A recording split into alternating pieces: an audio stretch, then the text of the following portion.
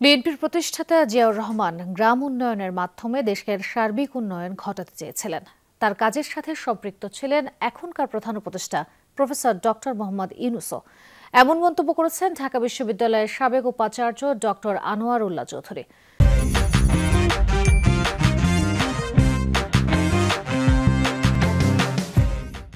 বিকেলে জাতীয় প্রেস ক্লাবে জিয়াউর রহমানের ৮৯তম জন্মবার্ষিকী উপলক্ষে রাষ্ট্র সংস্কারের ৩১ দফা বাস্তবায়নে শহীদ জিয়ার নীতি আদর্শ চর্চার গুরুত্ব শীর্ষক আলোচনা সভায় একথা বলেন তিনি।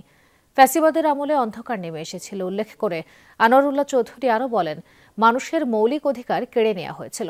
অনুষ্ঠানে যুক্তরাজ্য মহিলা দল শাখার সদস্য সচিব অঞ্জনা আলম বলেন, হাসিনার দোসররা এখনও ষড়যন্ত্র করে যাচ্ছে।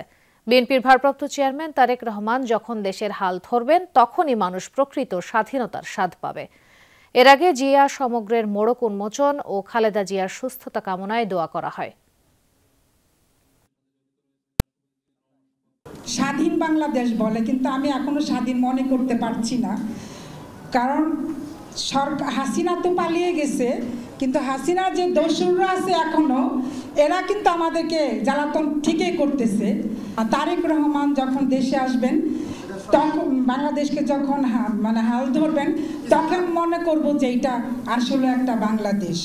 প্রথম সাফল্য হলো এই গণ অভ্যুত্থান।